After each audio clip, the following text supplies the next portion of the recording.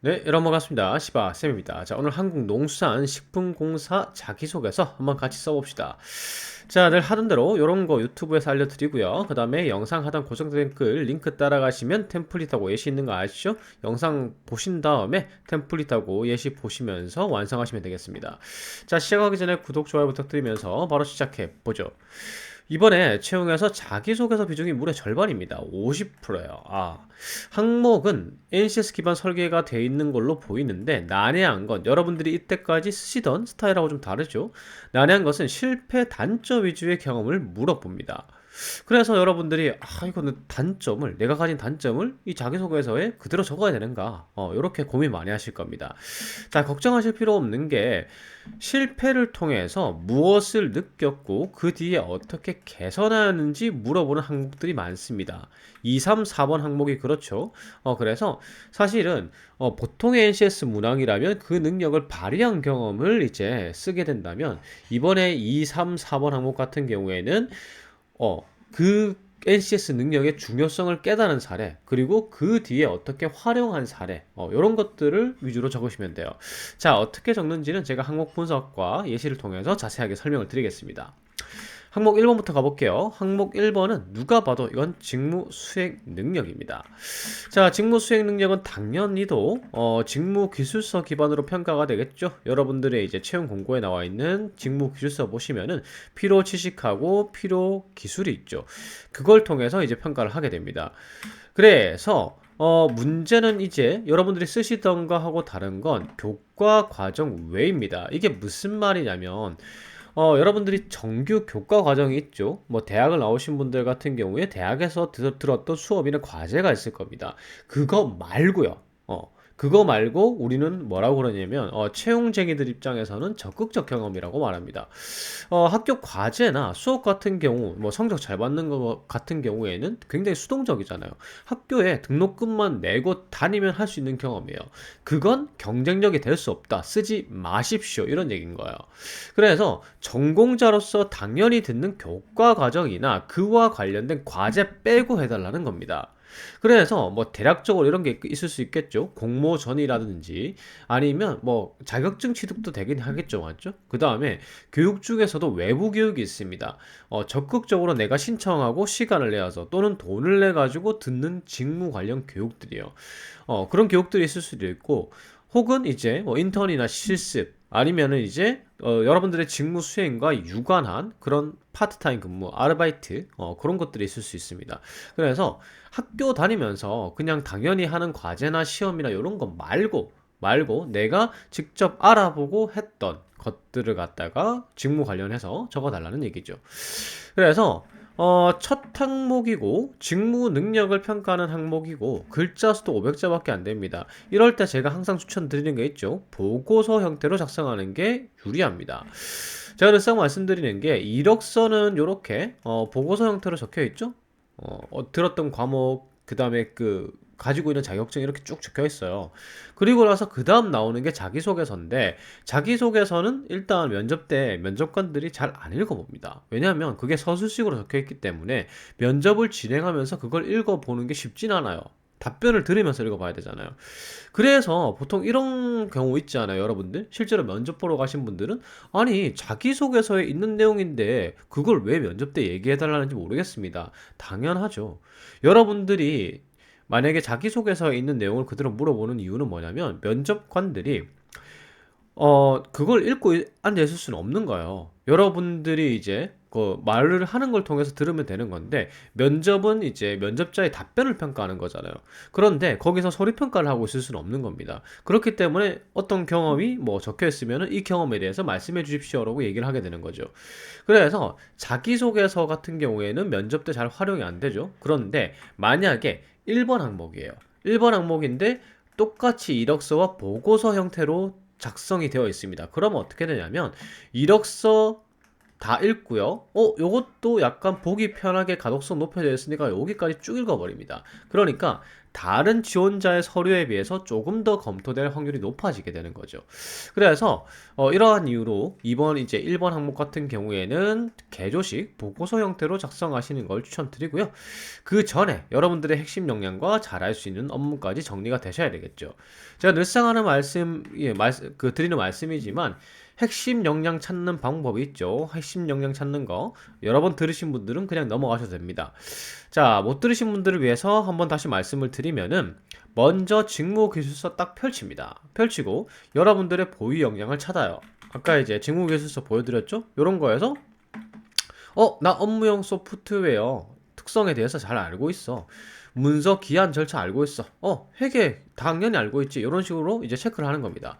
그래서 내가 가지고 있는 지식과 이 직무, 채용하는 직무와 관련된 지식과 기술이 무엇을 가지고 있는지 찾아본 다음에 그 다음에 그에 관한 증거를 정리하는 거죠. 여기서 증거라는 건 경험일 수도 있고요. 경력일 수도 있고 자격증일 수도 있고 교육일 수도 있고 공모전일 수도 있고 이해가시죠? 하다못해 봉사활동일 수도 있는 겁니다. 그래서 그런 증거들을 정리한 다음에 여러분들의 핵심 역량은 여러분들이 잘 한다고 생각하는 역량이 아니라고 항상 말씀드립니다. 증거가 많은 게 핵심 역량이에요. 그래서 경력도 있고 관련 자격이나 교육도 있으면은 최고 등급의 티어. 그 다음에 간접 경력, 그러니까 인턴이나 실습이 있고 자격증이나 교육이 있으면은 별 3개짜리 핵심 역량, 그 다음에 자격증과고 교육상 과치, 그런 이제 정량적 지표만 있으면 별 2개짜리, 그 다음에 간접 경력 또는 직무 유관 경험만 있다. 근데 관련 자격은 없다. 그러면은 별 1개짜리입니다. 그래서 여러분들의 핵심 역량이 무엇인지를 파악해야 돼요. 그리고 그 핵심 역량 가지고 잘할 수 있는 업무를 파악해야 되는 거죠. 그렇게 하고 그냥 이렇게 적으면 됩니다. 저는 행정 분야에 대해서 제가 지원한 직무죠. 직무에 대해서 어떤 능력과 어떤 능력의 전문성을 키우기 위해서 노력해 왔습니다. 노력한 내용을 정리하면 아래와 같습니다 하고 쭉 정리하시면 돼요. 그래서 사무행정 분야의 전문성으로 라벨링 해놓고 관련 경험은 뭐 어떤 게 있고, 인턴은 경력이 아니라 경험이니까 요런 거 인턴 경험 있으실 경우에는 요런 거 어떤 업무를 했다라는 게 명시되어 있으면 되고, 그 다음에 관련 자격증 요렇게 정리해 주면 되겠죠. 이렇게 말씀하시는 분들이 있어요. 아니 자격증 이력서에 있지 않습니까? 이력서에 있는데 여기 왜 또 적습니까? 그거는 요게 이 사무행정 분야의 전문성을 증명하기 위한 근거죠. 근데 위에는 여러 가지 자격증들이 섞여 있어요. 그렇기 때문에 여기에다가 적는 거고요. 그리고 자기소개서 평가할 때 이력서가 같이 주어지는 경우도 있고요. 이력서가 아예 안 주어지고 평가위원들에게 자기소개서만 주어지는 경우도 있어요. 그러면 어떤 자격증이 있는지 전혀 알 수가 없겠죠.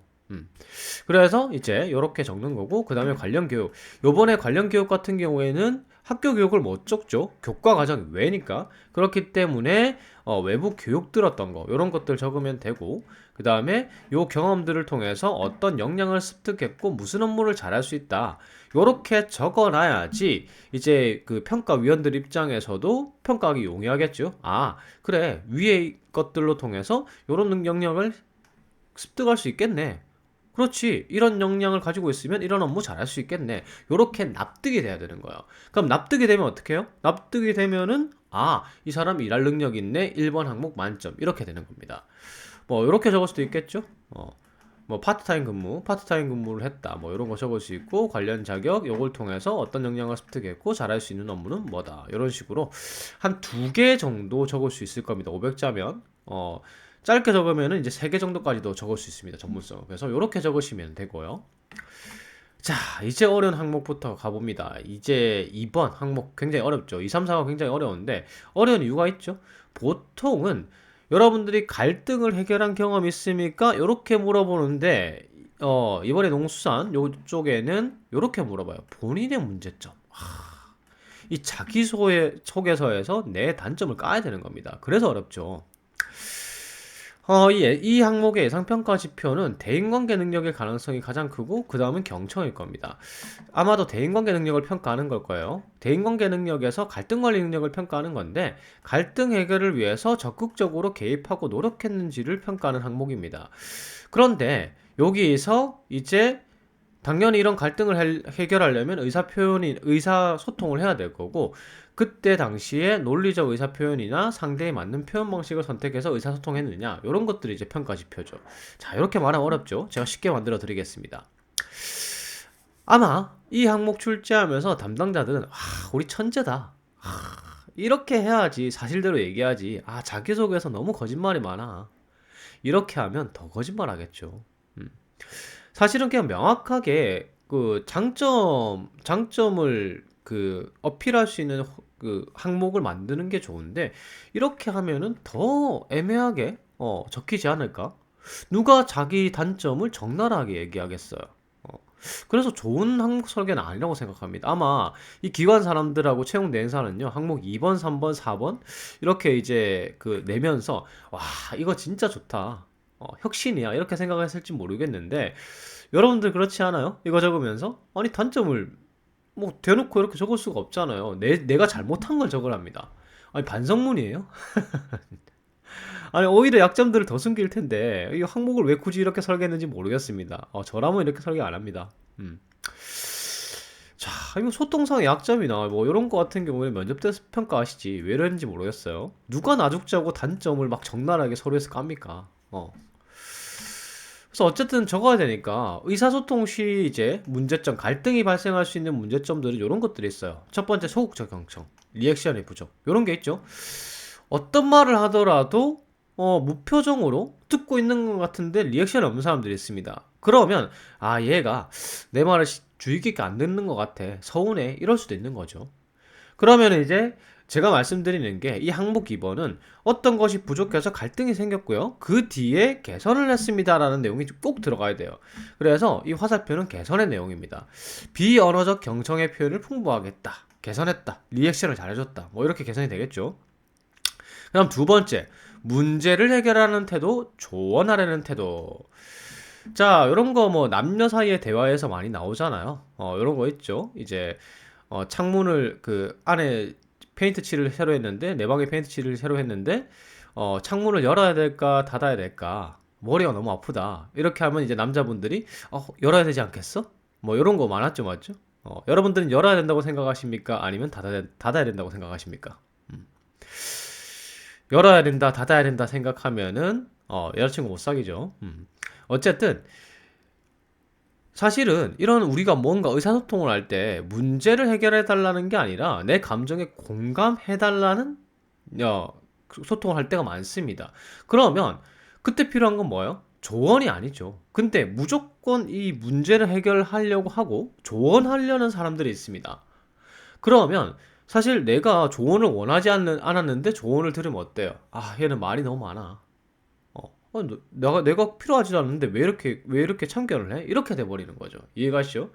그래서 이제 이 무작정 조언하려 하고 문제 해결을 하려는 태도가 좋지 않은 태도구나. 그래서 그다음부터는 충분히 듣고 조언을 구할 때만 조언을 주고 주로 격려를 했다. 이런 식의 전개가 가능하겠죠. 자, 그다음에 이런 사람들이 있습니다. 너무 기분을 맞춰주려는 태도. 분명히 이제 상대가 내가 잘못했어. 내가 너무 잘못한 것 같다. 그 사람한테 실수한 것 같아. 이렇게 얘기하는데 이 사람 위한다고 아니야, 너 잘했어. 뭐 이렇게 하시는 분들 있죠. 분명히 얘가 잘못했는데. 그리고 그게 그 자기한테 지지를 해달라거나 응원을 구해달라고 한 것도 아니었는데, 그렇게 막 남을 욕해가면서, 자기와 친한 사람을 욕해가면서 막 응원을 하는 사람들이 있습니다. 근데 그게 받는 입장에서는 기분이 좋지가 않죠. 그래서 너무 기분을 맞추려는 태도로 그 사람에게 좋은 얘기만 했다가, 듣기 좋은 얘기만 했다가 오히려 갈등이 생기는 경우가 생기는구나. 그래서 상대가 진정으로 지지나 응원을 구하는 것 같을 때만 필요한 행동을 하는 걸 했다. 그래서 눈치가 좀 빨라졌다. 뭐 이런 거 이렇게 적으면 되겠죠. 그 다음에 또 하나의 케이스는 이런 겁니다. 대화할 때 자신감이 부족했다. 그래서 말끝을 흐리거나 아니면 이제 제가 목소리가 좀 작았었다. 근데 그렇게 하다 보니까 제 의사가 오역이 되거나 갈등이 생기는 경우가 생기더라. 그래서 남들 앞에서 잘 말하기 위해서 이 위축됨을 극복하기 위해서 굉장히 노력했고, 지금은 보시면은 말 잘하지 않습니까? 뭐 이런 식으로 면접 때 가서는 그렇게 얘기하시고, 그 다음에 서류에서는 이런 식으로 극복했습니다. 이렇게 적으시면 되겠죠. 그 다음에 하나 더 소개해드리면 이런 거 있어요. 직설적인 어투. 돌려 말하지 않는 분들이 있죠. 세상에는 돌려 말하시는 분들과 직설적인 분들이 있습니다. 직설적인 분들은 단순하죠. 화끈하지만 상처를 줄 수도 있습니다. 하지만 돌려서 말하시는 분들은 상처를 줄 일은 없어요. 하지만 상대가 못 알아듣고 갈등이 생길 수도 있겠죠. 그래서 난 좀 직설적이다. 혹은 좀 돌려 말한다. 근데 그게 오히려 안 좋다라는, 상대에 따라서는 안 좋다는 걸 느꼈다. 그렇기 때문에 상대에 따라서 다르게 대처를 했다. 직설적이 필요한 사람한테는 직설적으로 했고. 자, 요것들의 특징이 뭐냐면요. 상대를 배려하지 않은 의사소통이고요. 개선 사례는 상대를 이제 충분히 배려한 사례입니다. 그래서 처음에는 내 입장만 생각하고 의사소통을 했는데 이렇게 해보니까 내가 개선할 부분이 있구나 해서 개선을 했습니다. 이런 사례로 진행을 하시는 거죠. 그래서 작성 플롯은 이렇게 돼요. 저는 어떤 타인과의 갈등이 생겼습니다. 요게 아니에요. 저의 어떤 문제 때문에 갈등이 생겼습니다. 이렇게 표기하는 게 아니에요. 두 가지씩은 긍정적으로 끝내야 됩니다. 저는 타인과 어떤 갈등이 있었는데 이걸 해결함으로 인해서 무엇의 중요성을 깨달았습니다. 이렇게 가면 돼요.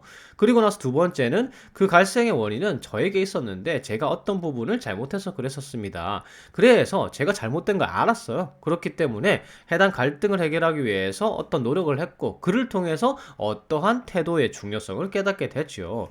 그래서 이 부분 중요해요. 깨닫기만 하면 안 돼요. 그 다음번에 개선했습니다. 개선된 행동을 보였습니다가 중요한 거예요. 그래서 이후에 다른 경험에서 제가 좀 더 개선된 행동을 보였고요. 입사 후에는 절대 그런 일이 없도록 하겠습니다. 아니면 계속 개선해 나가겠습니다. 이런 식으로 마무리하는 겁니다. 자, 이런 식으로요. 봉사활동 수행 시 어떤 경험에서 어떤 거의 중요성을 깨닫는 중요성을 깨달은 경험이 있습니다. 제가 이제 제시 드린 사례는 리액션 부족입니다. 그래서 학창 시절에 이제 봉사활동을 간 거예요. 갈등이 어떻게 발생했고 내가 원인이 돼서 발생한 갈등을 얘기하면 되죠. 그래서 학창 시절에 봉사활동을 갔는데 직원분이 업무 지시를 친구한테만 하는 거예요. 중요한 업무도 친구한테 맡기는 거예요. 이상하죠? 그래서 나는 계속 여기서 봉사활동을 해야 되는데 저 사람이 나를 이상하게 대하는 것 같은 거예요. 아니 꼽게. 그래서 놔둘 수가 없죠. 그래서 직원분과 대화하고 그 다음에 친구한테도 물어보니까 특별한 이유가 있었던 겁니다. 왜? 리액션 부족. 친구는 대화 시 고개를 끄덕이거나 뭐 이런 행동이 많았는데 저는 약간 이제 그 리액션이 부족했다. 그래서 그 사람이 오해를 한 거예요.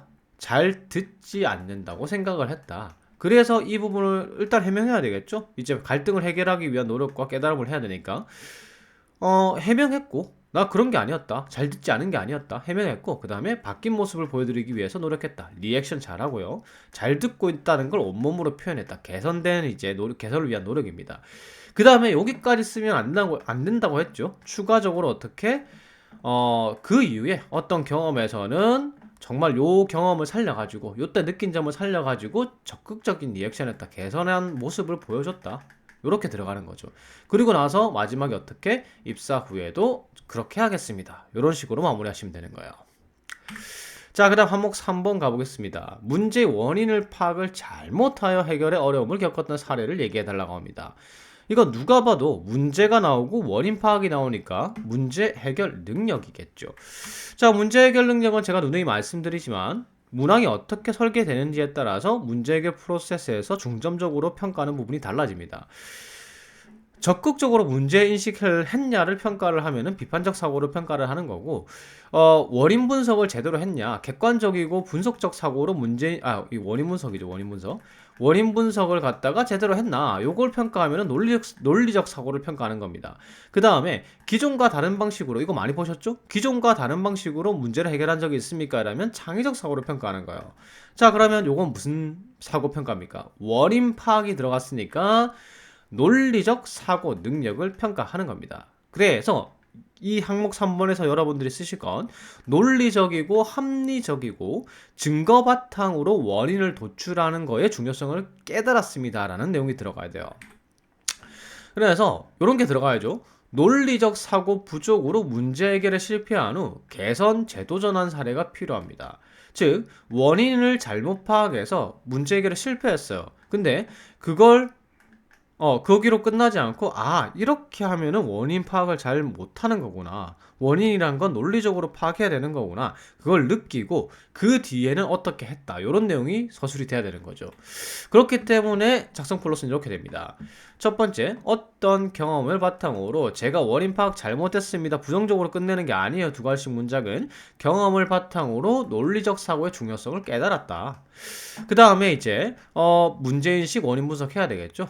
어떤 문제가 있었는데 저는 그냥 제 생각에는 그냥 그게 원인이라고 생각했어요. 실패 사례를 적어야 되니까. 근데 그게 원인이라고 생각하고 대안 실행을 해보니까 이게 실패했어요. 그래서 원인 분석을 원인 그 도출을 할 때 대충 하는 게 아니라 좀 논리적이고 정확한 근거를 가지고 해야 되는 거에 중요성을 깨달았죠. 그래서 이걸 실패한 후에 다른 경험에서는 논리적 사고로 원인 분석을 명확하게 해서 문제를 해결했습니다. 입사 후에도 그렇게 하겠습니다. 이렇게 들어가는 겁니다. 자, 예시 볼게요. 패스트푸드점 어떤 활동 당시에 논리적 문제 해결 원인 분석의 중요성을 깨달았습니다. 라는 내용으로 끝나면 되겠죠. 자, 제가 이제 그 다음에 이제 문제인식하고 원인 분석 부분 들어가야 되는데 원인 분석을 잘못한 케이스가 들어가야 되죠. 제가 제신 드린 사례는 뭐냐면 패스트푸드점 아르바이트에서 화장실 청소를 하는 겁니다.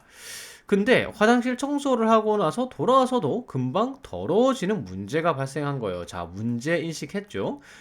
그래서 지금 이제 화장실을 살펴보니까 핸드타월이 따로 없고 휴지통이 없는 화장실이라 화장실 칸 내부 화장지로 손을 닦고 버린다. 자, 요런 경우 많죠. 요즘 핸드타월도 없고 그 다음에 이제 그 공용 화장실 같은 데 보면은 이 드라이어 있잖아요. 핸드 드라이어. 근데 그게 조금 시간이 걸리니까 그냥 화장실에 비치된 화장지로 슥슥 닦고 가는 경우 많죠.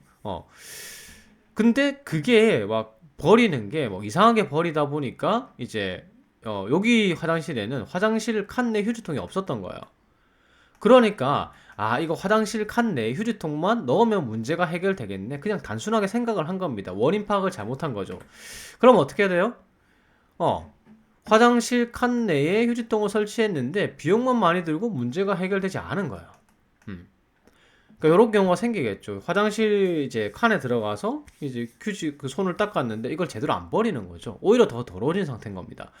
그래서 이제는 이제 논리적 파악을 해야 되죠. 논리적 파악을 해봤는데 예상만 하는 게 아니라 고객이 이제 관찰하고 분석하고 논리적으로 한 거예요. 그래서 보니까 고객분들이 휴지통을 원하는 게 아니라 그냥 손 닦을 그 휴지통을 비치하면 청소만 더 힘들어지고 핸드타월만 있으면 되는 거예요. 뽑아 쓰는 핸드타월이라든가 요거랑 그 밑에 휴지통 하나면 충분한 거죠. 그래서 원인 파악에 이제 제대로 해가지고 문제를 해결했다. 그래서 이제 플러스는 이렇게 되죠. 문제를 인식했고 원인을 대충 인식했다가 실패를 했습니다. 그 다음에 개선을 했습니다. 이런 사례가 들어가면 되는 거예요. 그래서 논리적이고 이 경험을 바탕으로 논리적이고 정확한 원인 파악의 중요성을 깨달았다.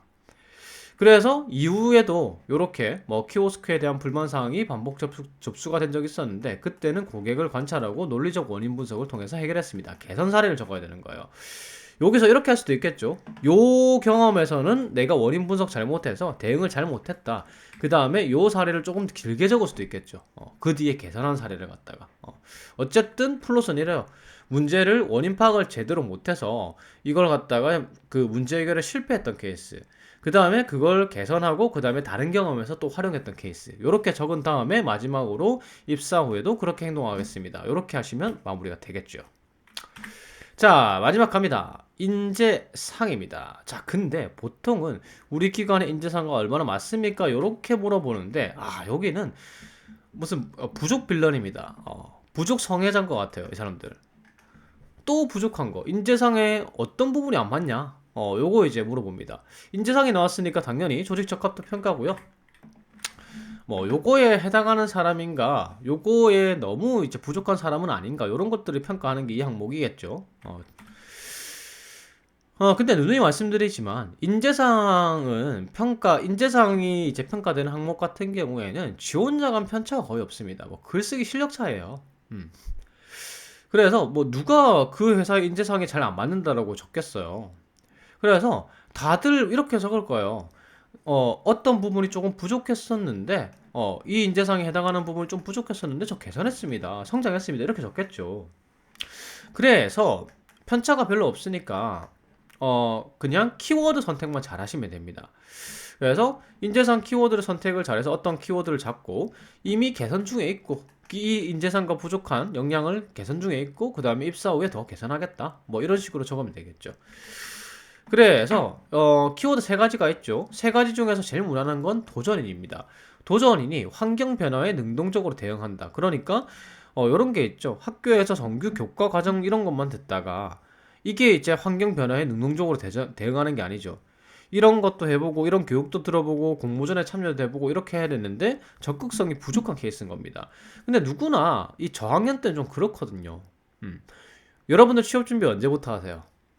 보통 대학교 이제 3학년 말쯤 되면 쫄리기 시작하죠. 어. 보통 그때부터 하잖아요, 본격적으로. 그리고 막 그때부터 막 대외 활동 같은 거 많이 알아보고요. 근데 할 자리는 없고 이렇잖아요. 그래서 되게 무난한 키워드고 사례가 좀 그 대부분의 사람들이 사례가 나올 수 있는 겁니다. 그 다음에 전문인 같은 경우에는 이제 조금 여러분들이 실습이나 인턴이나 자격증들이 조금 많이 있다. 그래서 이 직무 능력 있죠. 아까 썼던 1번 항목에서 쓰고 남은 직무 능력들이 좀 많다. 그러면은 이 전문인으로 적을 수도 있습니다. 저는 어떤 전문성을 키워야 되는지, 뭐 어떤 직무에, 제가 지원한 직무에서 어떤 것들을 배우고 습득해야 되는지, 요거에 대한 이해도가 조금 많이 부족했고, 그에 대한 관련해서 역량 개발도 그렇게 많이 하지 않았다. 하지만 어느 순간의 계기로 내가 많이 하게 됐고, 이제는 내가 지원한 직무에다가 어떤 능력이 필요하고 어떤 노력을 해야 되는지 알게 되었다. 그래서 그때부터 자격증 따고 대외 활동 이렇게 많이 했습니다. 그래서 저는 어떤 업무 자신 있습니다. 기여할 자신 있습니다. 이렇게 갈 수 있는 거예요. 그 다음에 이제 소통인인데, 소통인 같은 경우에는 그렇게 추천하진 않습니다. 왜냐하면 다른 항목 2에서 이미 소통 능력이 있잖아요. 그래서 추천드리지는 않는데, 굳이 적는다면 이렇게 적을 수 있어요. 소통 시 이면에 숨겨진 의도를 파악하는 것의 중요성을 깨달아서 개선했다. 뭐, 이렇게 될 수는 있습니다. 그래서, 사람들 말하는 게, 이 가라고 해서 가가 아니구나, 나라고 해서 나가 아니구나, 속마음은 따로 있을 수도 있구나, 그걸 느꼈다. 그래서 이제 소통 시에 그 사람의 속마음을 좀 읽어보려고, 숨은 의도를 파악하려고 노력하고 있다, 뭐 이런 식으로 갈 수가 있는 거죠. 그래서 세 개 중에서 여러분들의 좀 맞는 키워드를 선택하시고 사례에 따라서 이제 그 키워드를 선택하시면 돼요. 그래서 작성 프로세스는 이렇게 가겠죠. 저는 어떤 인재상 부분이 조금 부족합니다. 근데 부족한데 지금 개선 중이고 앞으로도 더 개선할 것입니다. 뭐 이런 식으로 두 가지식으로 가는 겁니다. 부족합니다라는 부정적으로 끝나면 안 됩니다. 제가 누누이 말씀드리지만 특히나 자기소개서가 평가될 때 부정적으로 끝내면 절대 안 돼요. 자, 그래서 어떤 부분이 부족하고 개선 중이면 개선하겠다 이렇게 되고 그 다음 사례 제시 들어가겠죠. 그 당시에 상황이 어떤 상황이었고 제가 어떤 부분이 부족했습니다. 그래서 어떤 부족한 부분을 개선하기 위해서 노력했고 그를 통해서 깨달았지요. 그래서 그 뒤에는 개선된 모습을 보여줬고 입사 후에도 계속 개선하겠습니다. 이렇게 가는 겁니다. 자, 예시를 한번 볼게요. 제가 가장 부족한 부분은 키워드 나와야 되겠죠. 도전인이고 이를 개선하기 위해서 계속해서 노력해오고 있습니다. 긍정적으로 끝냈죠. 그리고 이제 사례 제시합니다. 당시 어떤 상황이었느냐? 저학년 때 차별화된 역량 강화에 있어서는 소극적인 편이었습니다. 자신의 단점을 말할 때는 편이었습니다라고 얘기하는 게 좋겠죠. 장점 말할 때는 편이었습니다 하면 안 돼요. 만약에 내가 적극적인 게 장점이다 그러면 적극적인 편인 것이 장점입니다. 이렇게 하면 됩니다. 적극적인 것이 장점입니다. 이렇게 가야 되겠죠. 그래서 이건 단점 키워드이기 때문에 어떤 편입니다. 이렇게 이제 조금 이제 약화된 표현을 쓰면 되겠죠. 자, 그래서 이제 어떤 사례냐면 그냥 대부분 여러분도 이렇게 하잖아요. 친구들이 토익 학원 다니면 토익 학원 다니고, 자격증 학원 다니면 자격증 다니며, 이렇게 이제 좀 자기 개발 해왔다. 근데 시간이 지날수록 좀 위기감이 느껴지고, 저만의 경쟁력이 없고, 취업 정보에 대한 정보 습득이나 이런 게 좀 소홀하다는 생각이 들었다. 자, 그럼 어떻게 해야 돼요? 이제 개선하기 위해 노력해야 되겠죠. 그래서 막연하게 취업 준비하기보다는 목표를 정확하게 하고 현재 시장에서 필요로 하는 역량을 개발하고자 다짐을 했습니다.